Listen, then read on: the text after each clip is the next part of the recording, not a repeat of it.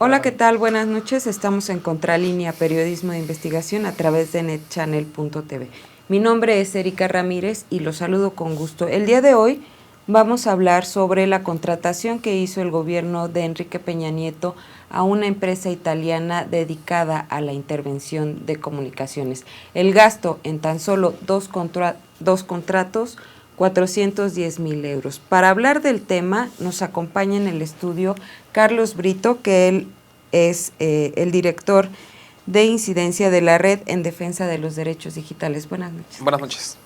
Y también nos acompaña Mauricio Romero, que fue encargado de la investigación para Contralínea. Antes de pasar con nuestros invitados, lo invito a que vea una cápsula que preparamos para usted.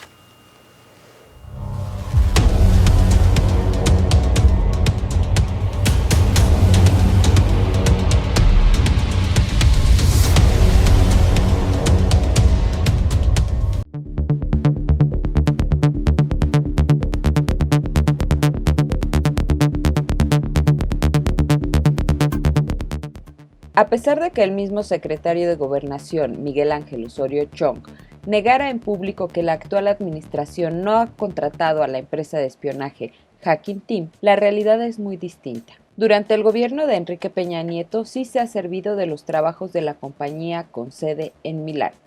En lo que va del sexenio, el gobierno federal, a través del Centro de Investigación y Seguridad Nacional, CISEN, ha firmado por lo menos 2 contratos con la firma representada por David Vincenzetti, ambos por un monto mínimo de 205,000 euros. Habiendo iniciado la relación entre Hacking Team y el gobierno mexicano durante el periodo de Felipe Calderón, este sobrevivió el cambio de partido en el poder y las firmas de Eugenio Imaz, el nuevo director general del CISEN, de Frida Martínez, titular de Administración, Finanzas y Desarrollo Humano del mismo órgano de inteligencia, así como del director de Servicios Tecnológicos, Raúl Villegas Lastra, y el coordinador jurídico del Centro Dependiente de la Secretaría de Gobernación, Emilio Corso, confirmaron la prolongación del interés del Estado por los equipos de espionaje. Hacking Team siempre ha sido contratada por adjudicación directa y hasta ahora ha recibido del CISEN 1.715.000 euros, de los cuales 410,000 corresponden al gobierno peñista. El último contrato sostenido hasta ahora se firmó en abril de 2015, unas cuantas semanas antes de que la empresa de hackeo fuera, irónicamente, hackeada. En esta ocasión, el CISEN pagó por el fortalecimiento del software para el análisis de tráfico de redes. Volvió a firmar Imaz junto con Nicéforo Ramírez Castillo, nuevo titular de la Unidad de Administración, Finanzas y Desarrollo Humano, Gabriel Méndez, actual director de Servicios Tecnológicos del CISEN, y Víctor Corso, del área jurídica. Gabriel Méndez y Víctor Corso son los encargados de verificar el cumplimiento de los servicios contratados. La información y los contratos de los cuales Contralínea posee copia fueron entregados por el propio CISEN, que acabó echando de cabeza a su jefe, Osorio Chong, exhibiéndolo como mentiroso por haber negado una relación cuyos registros ahora son públicos.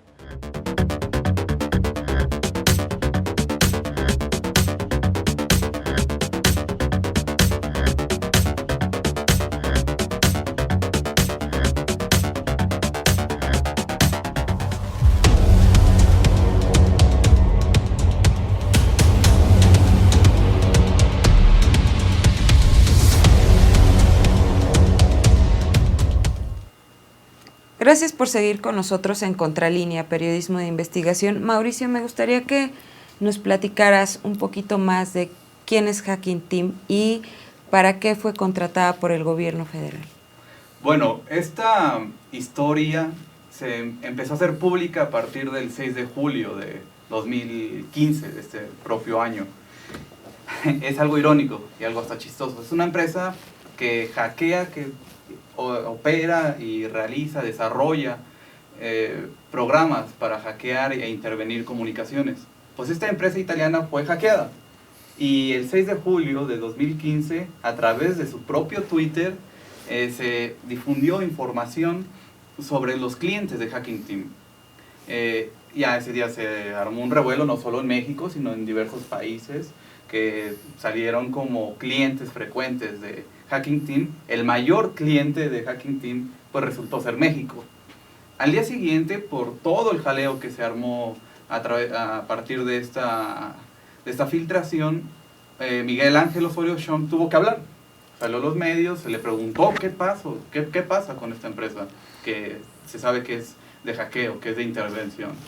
Osorio Chong lo primero que hizo, como si fuera lo más natural, fue negarlo todo.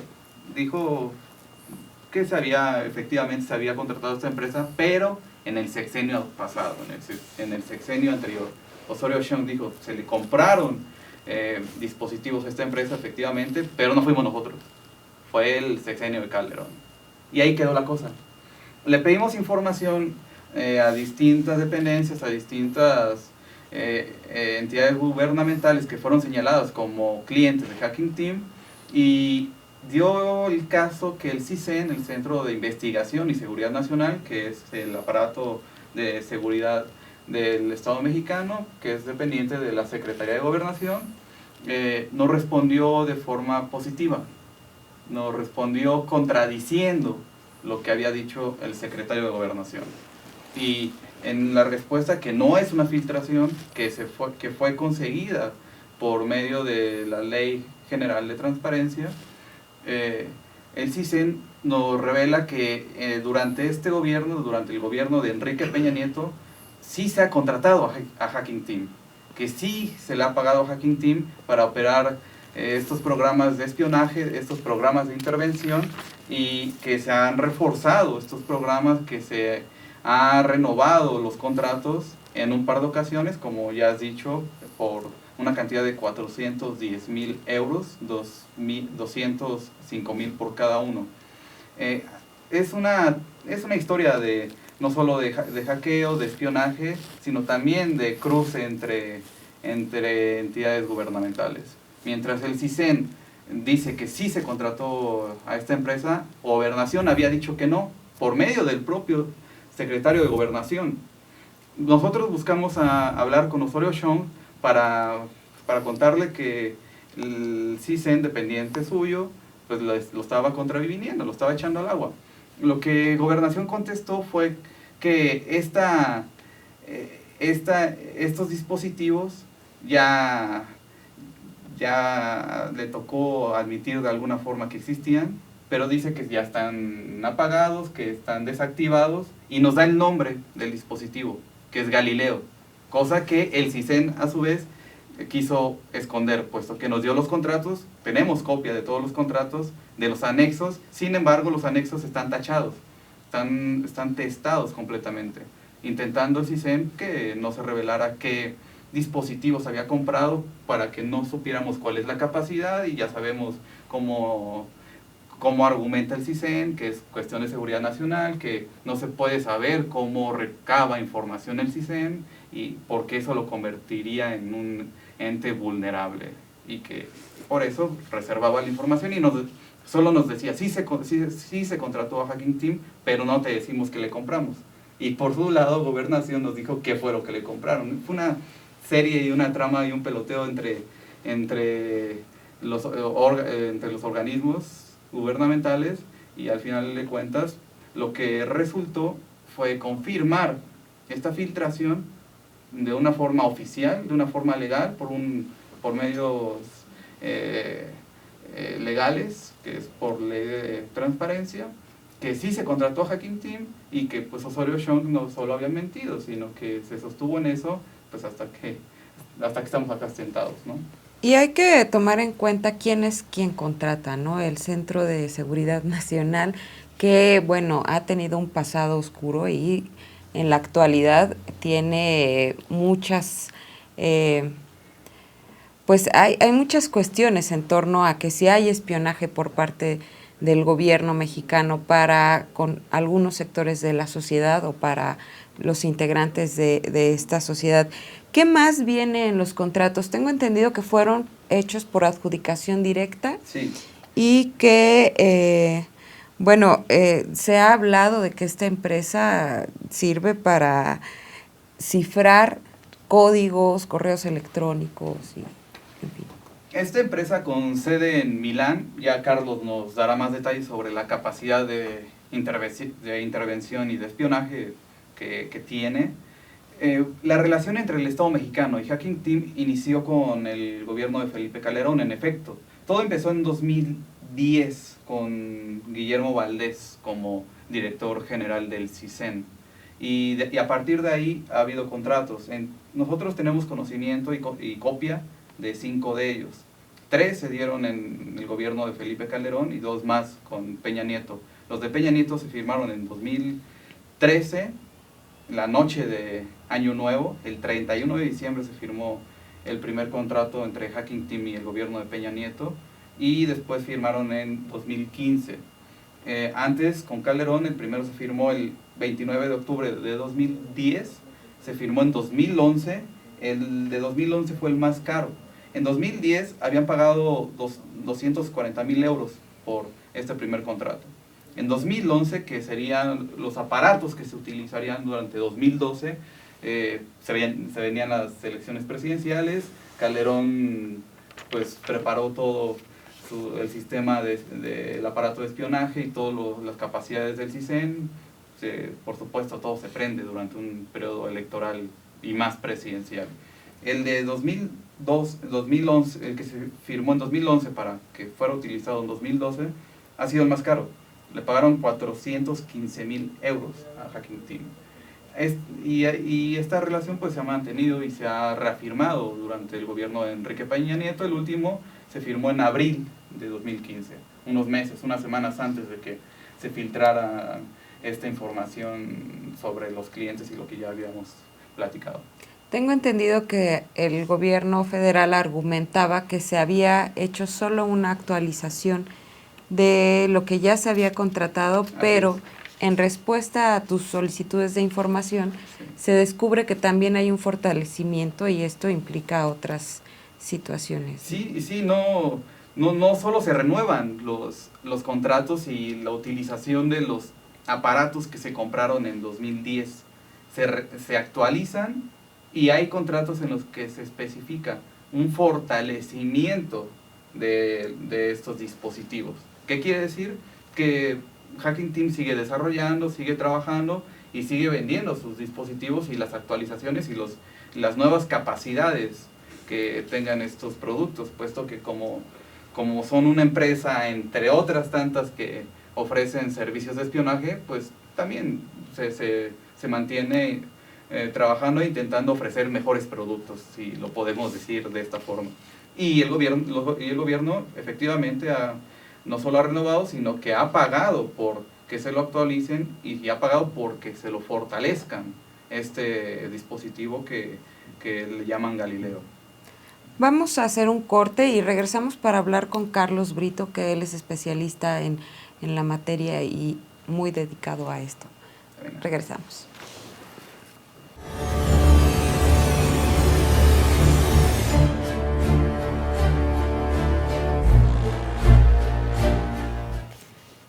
Gracias por seguir con nosotros en Contralínea, periodismo de investigación a través de netchannel.tv. Agradecemos sus comentarios a info@contralinea.com.mx. Bueno, estamos hablando de la contratación que hizo el gobierno de Enrique Peña Nieto a la empresa italiana Hacking Team, y me gustaría que Carlos Brito, director de incidencia de la Red en Defensa de los Derechos Digitales, nos hablara un poquito de quién es Hacking Team, Carlos. Ustedes conocen un poquito más la historia de esta empresa italiana.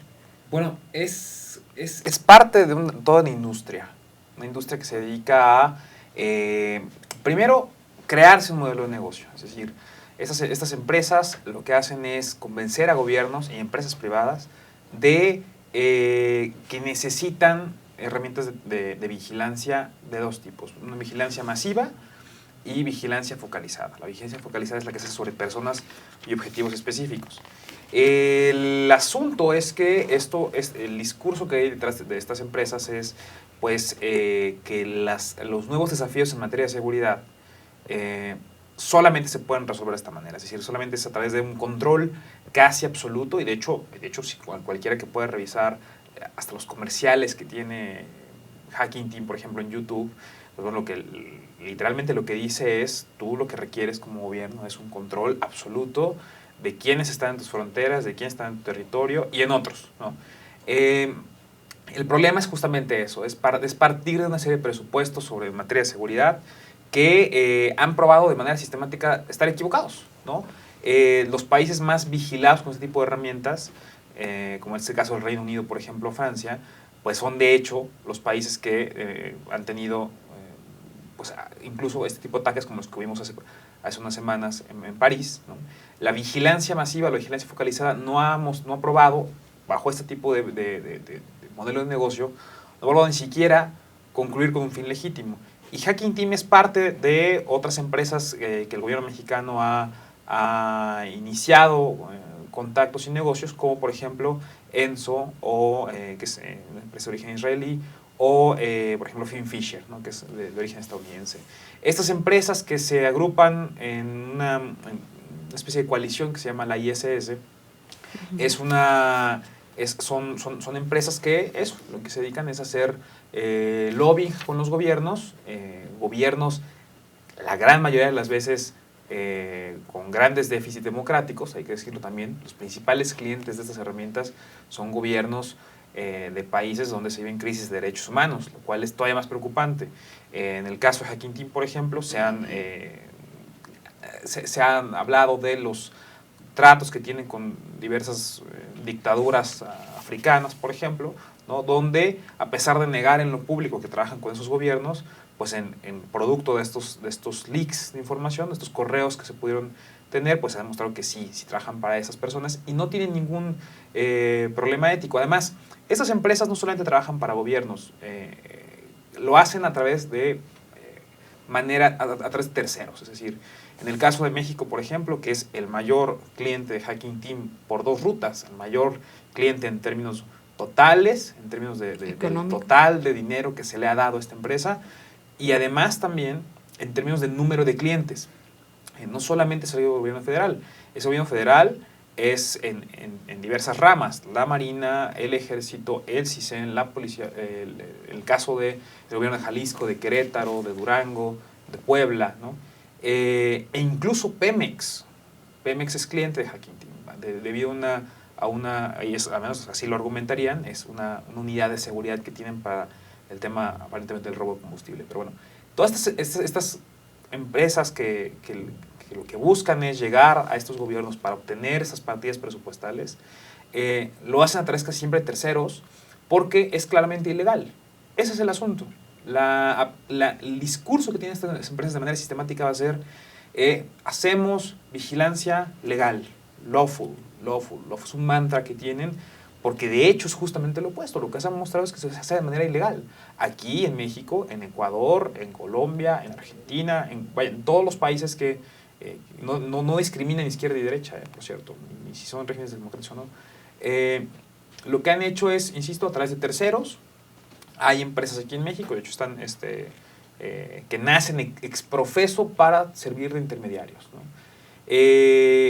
Ahora, ¿cuáles son las autoridades facultadas para ejercer vigilancia? Porque es una cosa que nos debemos preguntar. El CISEN, en este caso, de acuerdo al artículo 16 constitucional, párrafo 12, tendría a cierto punto facultades de vigilancia. Porque de hecho para eso es, hasta cierto punto, ¿no? Bajo la óptica, insisto, de un fin legítimo que es la seguridad de las personas. El problema es de que no todo lo que sea útil para un fin legítimo es por sí mismo legítimo. Es decir, tú cuando vas al médico, pues no te ponen cualquier antibiótico y cualquier dosis y de manera descontrolada. Tiene que haber un fin legítimo para la afectación, es como la radiación. No te haces radiografías porque quieras. Es un asunto que tiene que ser dosificado, controlado y con un fin específico. El problema es que este tipo de herramientas lo que hacen, y además por su naturaleza, que se hace en secreto la vigilancia, este tipo de herramientas pues no generan controles democráticos, no lo tienen, e incluso los controles democráticos que se han podido llegar en otros países, por ejemplo, que permite que nosotros nos enteremos como ciudadanos si de verdad estas herramientas están combatiendo delitos y están persiguiendo a alguien, un ejercicio de acción penal sobre algún secuestrador o alguien que haya cometido un crimen grave. y está llegando a la cárcel, ese tipo de información no la tenemos, y entonces se vuelve un círculo vicioso de parte de las autoridades, en tanto que sus propias falencias en materia de investigación, en materia de seguridad, les sirven de excusa para contratar y desviar recursos a este tipo de empresas, las cuales no prueban tener ningún tipo de eficacia para eso, pero sí terminan siendo, y eso ya está comprobado, producto, insisto, de estos leaks, terminan siendo herramientas de espionaje político o sobre activistas, defensores de derechos humanos e incluso periodistas, ¿no? Es decir, es un círculo en el que nosotros estamos subsidiando como sociedad que estos gobiernos puedan tener herramientas de un control muy amplio, muy violento sobre la vida de las personas, sobre todo, especialmente aquellas que sufren gran vulnerabilidad, como son estas que mencionan. Estas serían las vulnerabilidades, pero también hemos visto que ha habido gobiernos y sociedades que han sido espiadas y, bueno, nos enteramos a través de Wikileaks de todo esto, y a mí se me hace muy riesgoso que empresas como Hacking Team tengan en su poder bases de datos de ciertas personas, de ciertos gobiernos, actividades empresariales. No sé, ¿tú cómo ves esta situación? Sí, de algún modo el hecho de tener a Hacking Team con este tipo de, o Hacking Team o Finfisher o Enso, todas las demás, con este tipo de facultades, pues esencialmente es tomar una de las principales materias en términos de seguridad y privatizarla, ¿no? Es uno de los tantos campos en los cuales las empresas privadas han desplazado las obligaciones del Estado, ¿no? Para terminar haciendo un matrimonio que termina siendo perjudicial para muchos, para nosotros como sociedad. En el caso, por ejemplo, ¿cómo actúa Hacking Team? Los exploits, que es el término que se ocupa para decir este tipo de herramientas que fabrican, esencialmente es el gobierno mexicano, en cualquiera de sus instancias, le pide a Hacking Team, hazme un par de documentos de Word, por ejemplo, .docx. Hazme un par de documentos de Word que tengan tales títulos, ¿no? Y por eso se paga, por cada tipo de archivo. Cuando se los regresan Hacking Team a estos gobiernos, los gobiernos tienen que procurar una estrategia de tal modo de que la gente le dé clic. En este caso puede ser el objetivo, puede ser varias personas, no necesariamente tienen que ser una sola. Le den clic a este exploit, a este documento de Word aparentemente, se abre un documento de Word, en efecto, un PDF o incluso, y en ese momento se infecta a esa persona, ese exploit, y Hacking Team en ese momento toma control absoluto del dispositivo. Incluso, y eso es importante decirlo, suena paranoico, pero incluso apagado el dispositivo, tiene la capacidad de encenderlo, dado que cuando nosotros apagamos un dispositivo, no se apaga del todo. Hay chips internos que quedan todavía prendidos, no solamente los relojes, digamos, internos, sino otras cosas más, y le permiten incluso activarse y activar dispositivos o chips, por ejemplo, como chips de micrófono, etc. El tener estas herramientas, sobre todo cuando se trata de espionaje político, ¿no? entre los distintos corredores del gobierno, por una empresa privada, desde luego que es un problema que es creciente a nivel mundial. No solamente lo están haciendo, insisto, en México. Esas empresas incluso han llegado a otros países a venderle sistemas de captura de datos biométricos, por ejemplo. Es decir, todas las personas tendrían que estar configuradas en una base de datos en tanto a cosas que suena hasta ridículo, pero esto es un leak de parte del gobierno de Estados Unidos, incluso hasta sus datos del veterinario, pues. Es decir, datos biométricos, por eso me refiero a datos relativos al iris, datos relativos al ADN y a las huellas digitales, datos en torno a sus hábitos de consumo, sus desplazamientos. La necesidad de hacer un perfil así de cada persona es altamente invasivo. Y en esta materia, cabe preguntarnos, como lo hizo el Tribunal de Justicia de la Unión Europea el año pasado, cabe preguntarnos si la vigilancia que nos presume a todos delincuentes o potenciales delincuentes es compatible con una democracia, ¿no? Este Tribunal de Justicia de la Unión Europea dijo no es compatible con la democracia, porque hay una diferencia sustancial entre creerse vigilado y saberse vigilado. Porque puedes creerte vigilado y vivir la vida creyendo que, pues bueno, tienes un miedo ahí latente, potencial, pero cuando te sabes vigilado, tomas decisiones como sociedad de manera sistemática que son actos legítimos. Por ejemplo, me voy a ir por esta ruta y no por otra, ¿no? ¿Por qué? Porque siento que tengo que cambiar. O, ¿sabes qué? No te mando esta imagen por acá, sino por otro lado. O, ¿sabes qué? Prefiero no decirte esto, hay que vernos. O no llevar mi celular. Cada vez que se toman ese tipo de decisiones por miedo a que se sabe uno vigilado, si la sumas el global de todas esas decisiones que nos hicieron, estamos teniendo una democracia deficiente, o un país deficiente. No es el país que quisiéramos, sino el país que tenemos por culpa de la vigilancia. Entonces, eso es un problema real, insisto, que está ocurriendo en todos los países, y producto de ataques terroristas, por ejemplo, empresas del club, del ISS, como Hacking Team, como Finfisher, etcétera, eso, pues lo que hacen es tener un modelo de negocios reactivado. Es decir, parece que los principales beneficiarios de la inseguridad y la violencia y los actos terroristas, ¿no?, son precisamente estas empresas. Claro, hace poco escuchaba un comentario que decía, estamos viviendo democracias con gobiernos autoritarios, ¿no? Y esto es totalmente una contradicción como lo que estamos viendo ahora. Vamos a hacer un corte, pero antes acompáñenos a ver el siguiente video.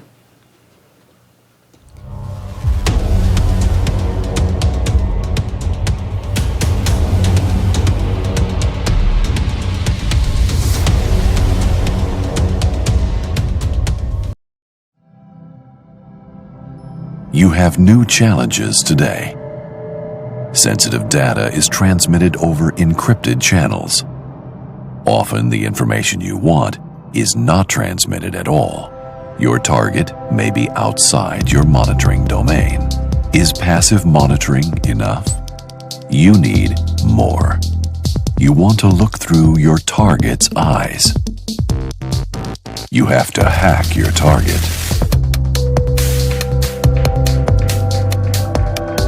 You have to hit many different platforms. You have to overcome encryption and capture relevant data.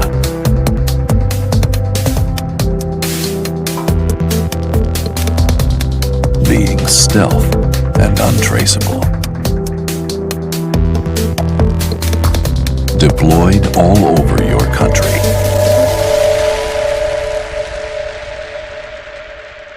Exactly what we do. Remote Control System Galileo. The hacking suite for governmental interception. Rely on us.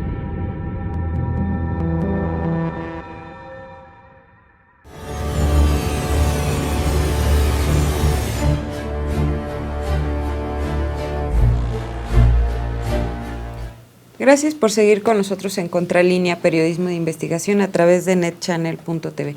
Estamos hablando sobre el posible espionaje o la intervención de comunicaciones que hay por parte de una empresa llamada Hacking Team, una empresa italiana contratada por el gobierno federal y que tan solo en esta administración ha recibido del dinero público 410,000 euros. Esta empresa que se encarga de vigilar conversaciones, correos electrónicos, mensajería instantánea.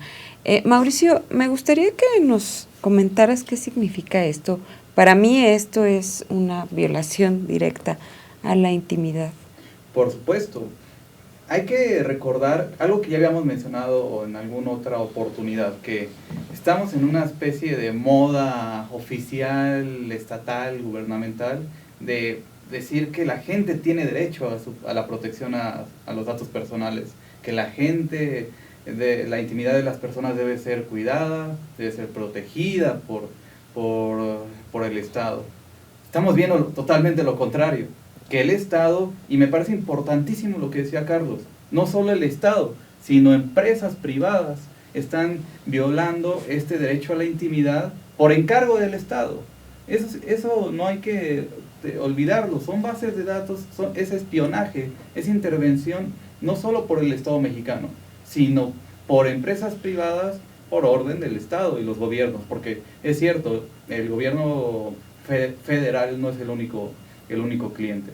Que Y al final de cuentas, este derecho a la intimidad, el derecho a la protección a los datos personales, que por otra parte ha sido utilizado por el Estado para cerrar información de interés público, amparándose en este discurso de que se deben proteger los nombres y la intimidad de la gente, y por eso no te entrego documentos. Hablábamos en el caso del Archivo General de la Nación que con este argumento de proteger algunos nombres y la vida privada de las personas no se daba información respecto a gravísimas violaciones a derechos humanos, pues acá es lo contrario, ¿no? Vemos una contradicción y un doble filo o un doble uso para en perjuicio de la sociedad.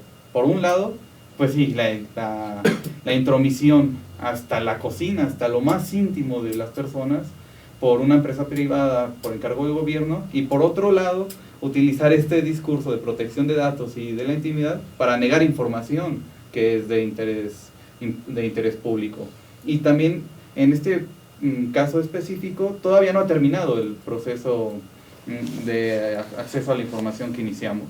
Hay un par de recursos de revisión que se unieron y que serán resueltos, esperemos pronto, por el comisionado Joel Salas. Vamos a ver qué dice el INAI, que ya nos ha dado algunas indicaciones, algunas señales de hacia dónde va. Recordemos que no ejerció una acción de anticonstitucionalidad a la ley a la reforma en telecomunicaciones. En otros momentos ya ha dado otras resoluciones que dejaron inconformes no solo a asociaciones civiles, sino a periodistas, a investigadores y a personas en general.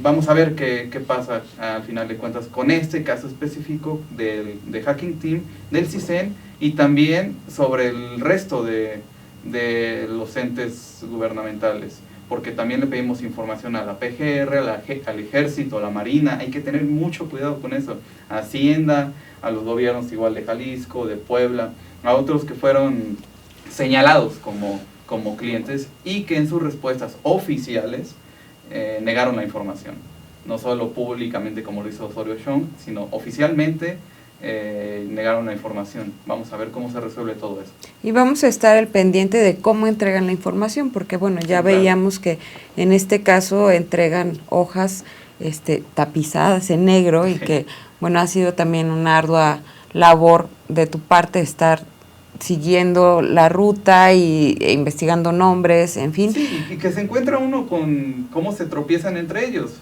Mientras el CISEN nos entrega los contratos testados, Gobernación, para ya decirnos, ya, deja de molestar y deja de estar buscando al secretario de Gobernación que no te va a dar la entrevista, nos decía el nombre de Galileo, ¿no? Cosa que el CISEN quería esconder. También nos encontramos con esta falta de coordinación entre entes que supuestamente uno es subordinado del otro, y pues bueno. Vamos a estar muy al pendiente de lo que te respondan y obviamente darle seguimiento a este tema. Carlos, ante esto, ¿qué hacer?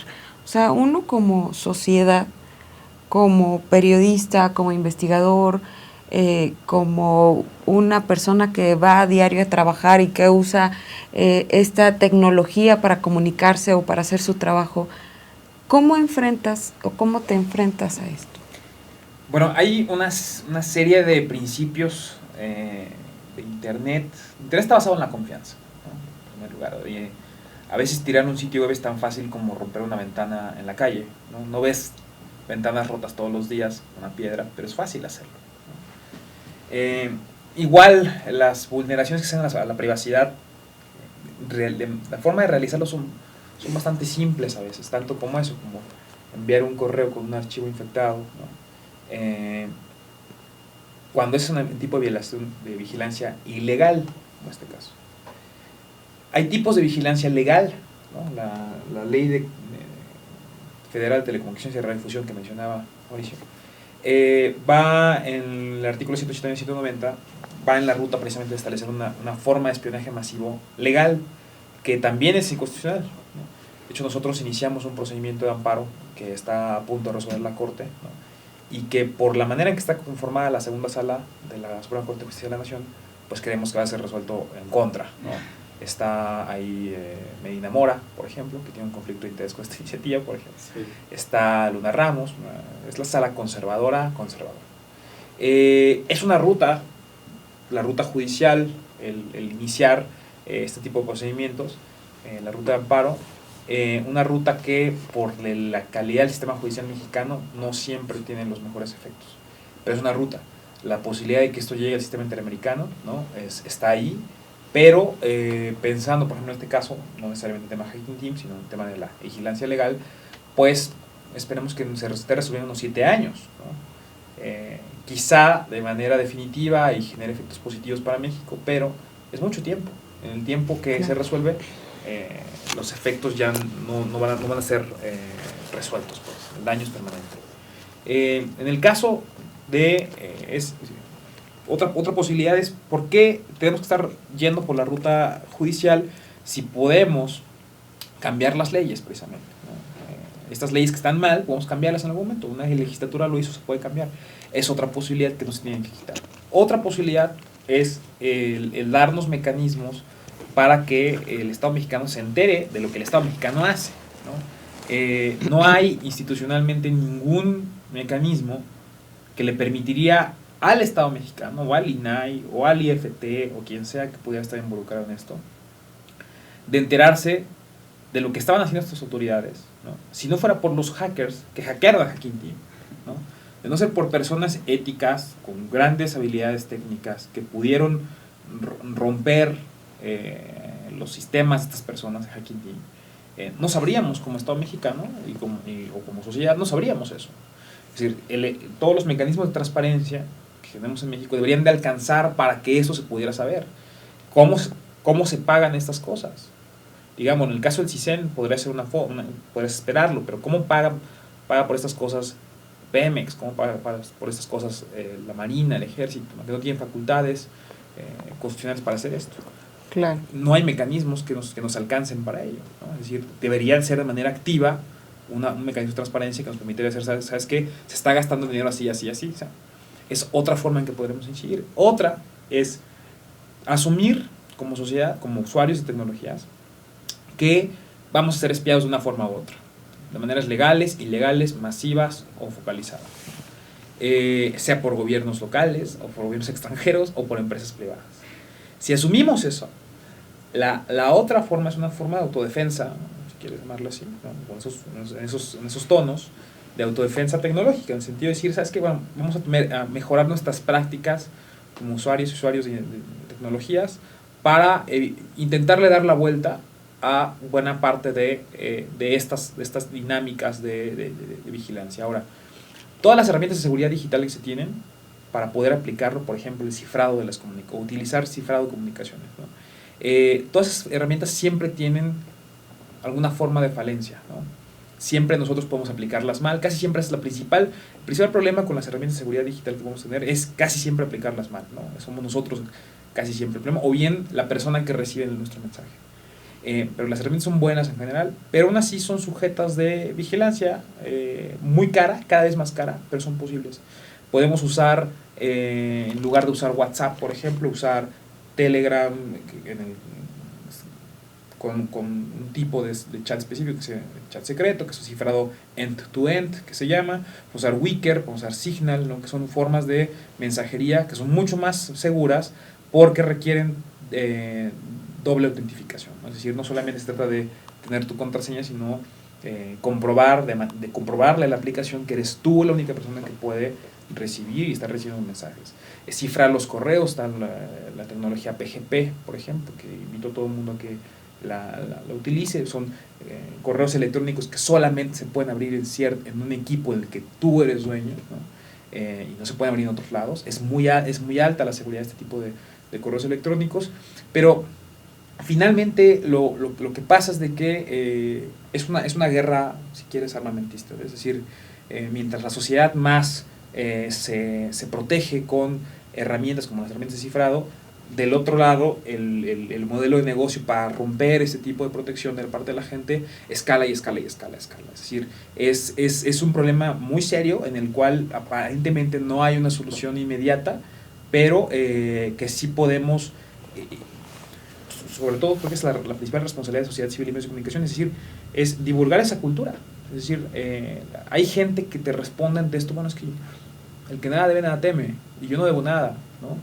Si yo protestara para proteger mi privacidad, yo le estaría diciendo a los demás, a mi comunidad, que yo soy culpable de algo, y yo no quiero que me perciban así. Aquí es el punto, perdón que te interrumpa, aquí el punto es que hemos visto que la información que se llega a tener en manos equivocadas funciona para muchas cosas, ¿no? Para vigilarte, para continuar vigilando tu trabajo del tipo que sea, o para involucrarte en algún delito no cometido, ¿no? En fin, hemos visto que la información en manos equivocadas puede ser muy peligrosa. Y más en países en los cuales la línea entre delincuencia organizada y gobierno es inexistente y en el mejor de los casos borrosa, como México. Es decir, el hecho de que, de manera así muy clara, lo decía el vicepresidente regulatorio de Movistar hace un año en una cumbre de telecomunicaciones con sus pares, pero decía, bueno, es que la ley de telecomunicaciones me exige que si el director de la policía de Iguala me pide sus datos, ustedes, los dueños de las empresas, se los tengo que dar, ¿no? O sea, entre las cúpulas incluso existe este tipo de miedos. Es decir, bueno, a ver, ¿cuál es tu procurador favorito? ¿El de Veracruz, el de Puebla, el del Estado de México? ¿No? Estas personas tienen facultades de vigilancia para intervenir comunicaciones privadas y metadatos de todos nosotros. Es decir, no hay controles, no hay contrapesos. Hay muchos controles que hemos exigido y casi a todos les ha dado la vuelta, ¿no? Por ejemplo, la necesidad central de que para cualquier tipo de intervención de comunicaciones o acceso a metadatos exista un control judicial. Es decir, que hay un juez que tenga que intervenir para saber si está fundado y motivado esto o no. Porque nadie está diciendo que no se haga, porque sí, en efecto, puede ser útil para el combate al secuestro, por ejemplo. Puede ser útil para ciertas cosas. Y qué bueno. Pero el establecer controles como ese son importantes. Otro, por ejemplo, el hecho de que la gente que haya sido sujeto de vigilancia en algún momento pueda saber que fue sujeto de vigilancia, ¿no? Puede ser inmediatamente después de concluir la investigación, puede ser algún tiempo después de concluir la investigación, pero que la gente sepa, porque la diferencia entre que entre la policía a tu casa, rompa las cosas, abra los cajones, saque la ropa y deje todo roto en tu casa, ¿no? Y la vigilancia de las comunicaciones es que con esa nunca te enteras. En la primera sí te enteras, estás siendo testigo directa de cuál es el problema y la invasión a tu intimidad, y en el otro no, tú te enteras, y puede ser de manera reiterada y sistemática, no te vas a enterar nunca. Entonces debe existir formas de que nos enteremos de que esto ocurre, porque si no, les estamos dando esencialmente un cheque en blanco para concentrar poder de manera excesiva, de manera muy peligrosa además, porque cuando una persona con esas características tiene tanto poder que puede ejercer en secreto, lo va a usar, y lo va a usar de manera sistemática, lo podría decir, equivocadas, casi siempre. Ahora, con esta iniciativa del gobierno abierto, ¿debería incluirse este tipo de temas? ¿O cómo debería incluirse? México fue presidente de este panel global de gobierno abierto, que de hecho fue hace algunas semanas, ¿sí? Aquí en México, este evento. Y además en otros eventos internacionales como el Foro de Gobernanza de Internet, llevado por la ONU, que acaba de ser en Brasil hace 2 semanas también, pues el discurso del gobierno mexicano ha sido a favor de la privacidad, a favor de la transparencia, a favor de Internet libre, ¿no? Y cuando son confrontados por una comunidad internacional creciente que sabe qué está pasando en México, la respuesta es un silencio absoluto. Un silencio absoluto. Sí hay personas en la sociedad civil a nivel internacional, incluso en el sector privado internacional, que saben lo que está pasando en México. No es una cosa de la cual también nos debamos sentir mal. Es positivo el hecho de que más y más personas estén enterándose de la grave crisis de derechos humanos que tenemos.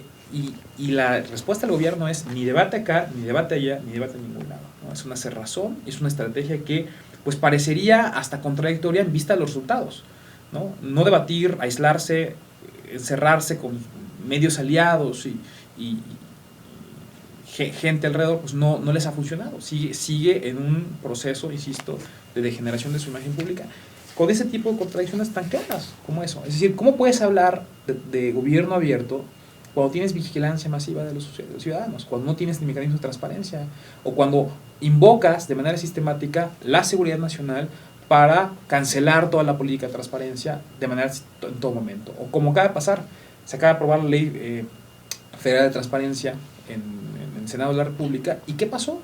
Que el gobierno de la República logró meter que sea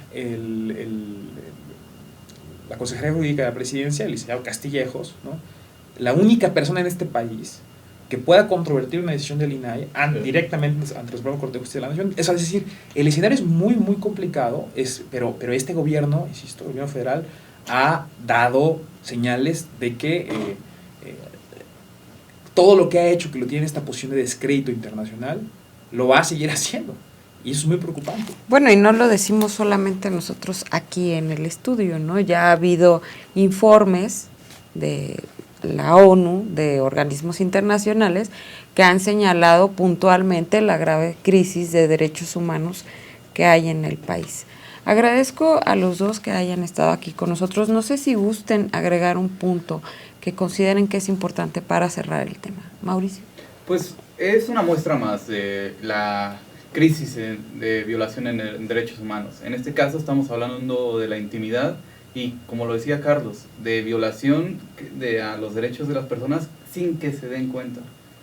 Eso es gravísimo también, porque una persona no se esté dando cuenta de que es vigilada, que es espiada, que es perseguida, y con qué motivos, y por quiénes, y que además son privados, y qué va a pasar después de que termine este gobierno, y qué pasa con la información que recaban esas empresas, a dónde va a dar, a dónde va a parar. Es un tema que ahí queda y que es un riesgo en el que estamos todos, ¿no? Carlos.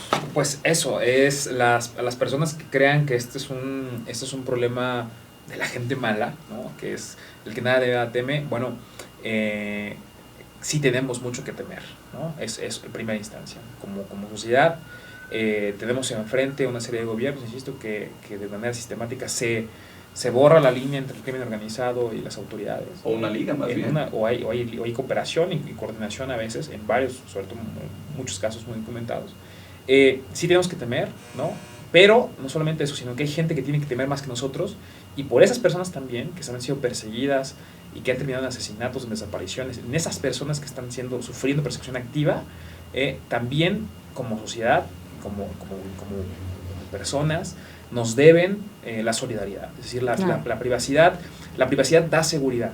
No, la privacidad no es excluyente de la seguridad, no es una cosa u otra, y no nos dejemos vender ese cuento de que para protegerte te tengo que vigilar día y noche en todo momento. Muy grave. Muchas gracias nuevamente, y gracias a usted por haber estado con nosotros nuevamente en Contralínea Periodismo de Investigación. Nos vemos el próximo martes a las 8 de la noche. Hasta luego.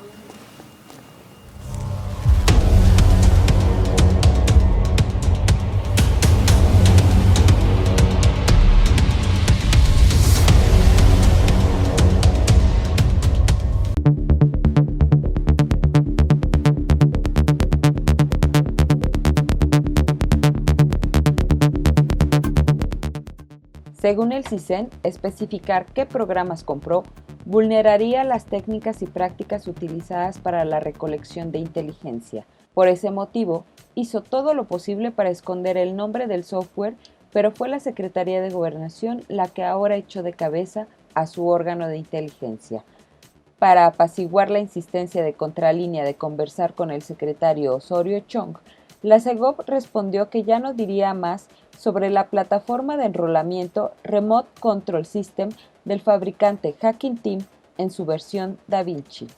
El objetivo de espionaje puede ser quien sea, han alertado asociaciones internacionales, lo cual representa una grave violación a los derechos humanos.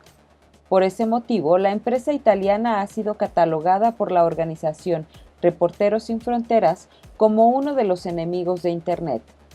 Los programas elaborados por Hacking Team son capaces de romper el cifrado utilizado por correos electrónicos, archivos y protocolos VoIP, así como las conversaciones de Skype y la mensajería instantánea.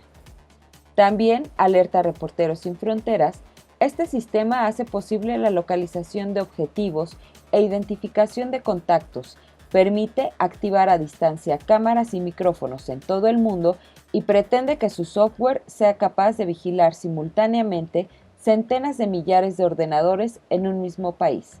Sus caballos de Troya pueden infectar Windows, Mac, Linux, iOS, Android, Symbian y BlackBerry.